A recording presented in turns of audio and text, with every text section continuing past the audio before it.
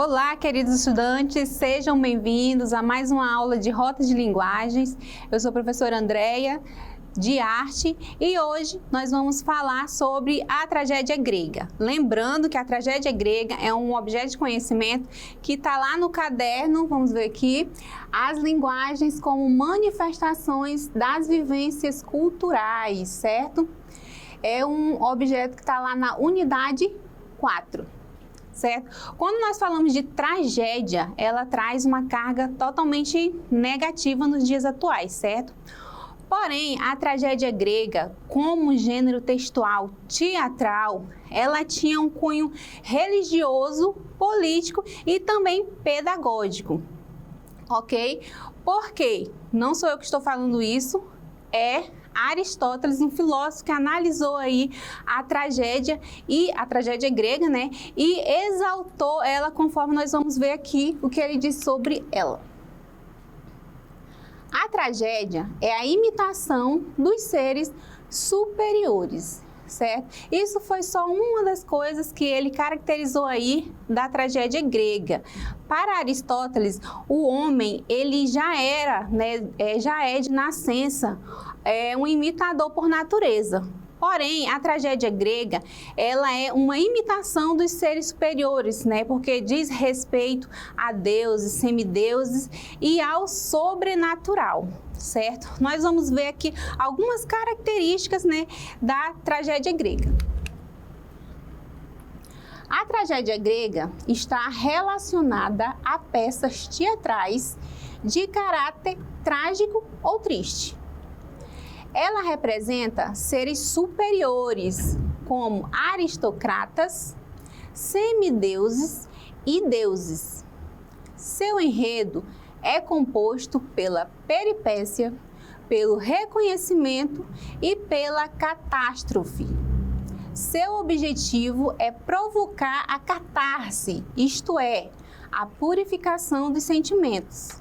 Seus principais autores foram Ésquilo, Eurípides e Sófocles, certo? Então, aí, a catarse é uma das principais funções da tragédia grega. O que é a catarse? É aquela purificação de sentimentos, né? Aquela descarga emocional que o espectador tem ao assistir uma tragédia grega, certo? Ou seja, a identificação máxima, a empatia que você tem por aquele personagem, certo? Já que se trata aí de uma tragédia, certo? Aí hoje eu vou trazer para vocês um resumo breve da história de Édipo Rei, que é uma tragédia grega clássica aí e muito emblemática da época. Quem escreveu foi Sófocles, certo? Então, é o seguinte, o protagonista, Édipo, é condenado à morte quando ainda era um bebê. O seu pai, o rei Laio, havia ouvido de um oráculo de Deus que o filho algum dia o mataria e desposaria a própria mãe, a rainha Jocasta. Perturbado com a revelação, o rei julgou que a melhor solução seria matar o menino antes que a profecia se realizasse. Então, resumidamente, Édipo estava, né, destinado a matar o pai e casar com a própria mãe. Para evitar essa tragédia, o rei Laio resolveu, né, de antemão, mandar matar a criança, logo para encerrar esse destino. Então ele chamou um servo e disse, olha, leva essa criança bem para longe da cidade e o abandona, mata, faz alguma coisa, porque é muito triste o seu destino, então vamos evitar o matando. O servo dele pegou esse menino, essa criança, levou para longe da cidade, e chegando lá num lugar bem distante, ele o abandonou, ele não teve coragem de o matar. Então ele o abandonou para que as feras ali, selvagens, achassem e comessem a criança. E saiu. Só que um pastor ia passando nesse lugar e viu, né, ali a criança e o resgatou. Ele estava amarrado pelos pés em uma árvore, mas o resgatou e levou para a cidade vizinha. Chegando lá, nessa cidade vizinha, esse pastor era muito pobre e ele não tinha condições de criar criança e ele deu para que o rei dessa cidade o adotasse, já que ele não podia ter filho com a sua esposa.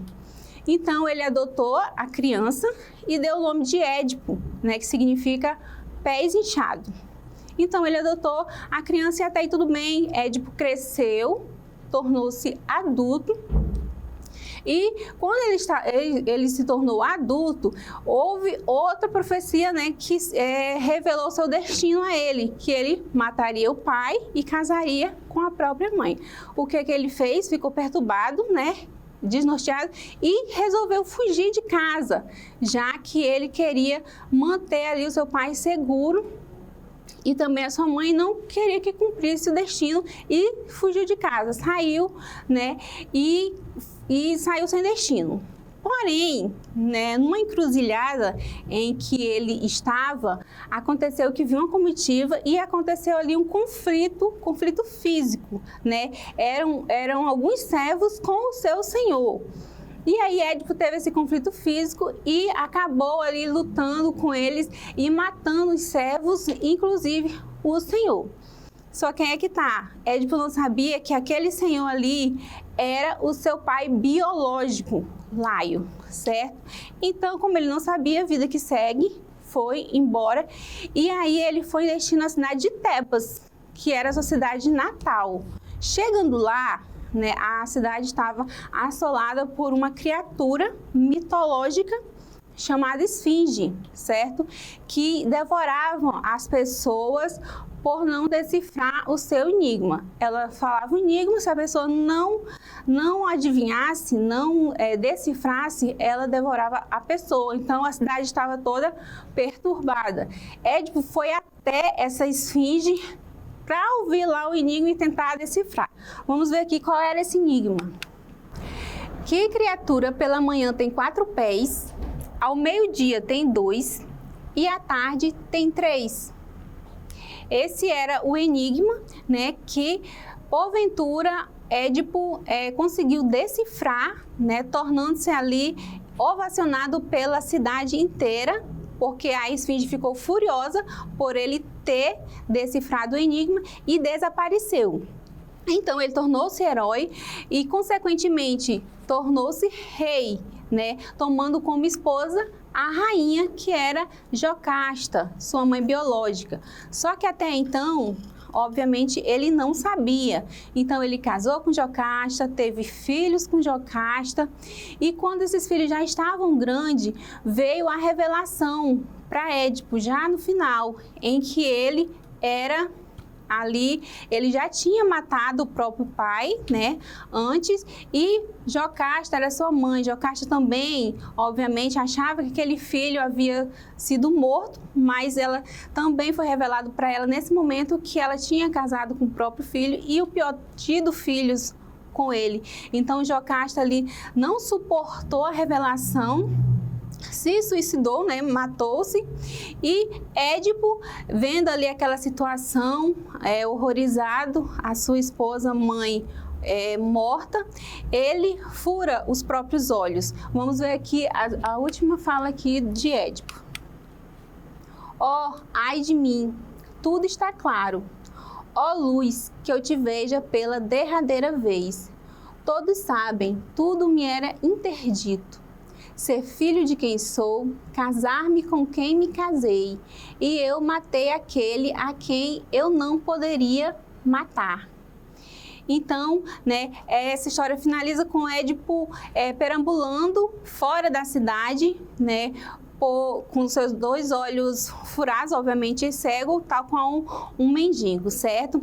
Eu vou deixar aqui a sugestão para que vocês conheçam essa tragédia, né, na íntegra, tá? O PDF aqui na plataforma, se vocês tiverem interesse para saber mais detalhes dessa tragédia, certo? Obrigada pela atenção e até a próxima aula.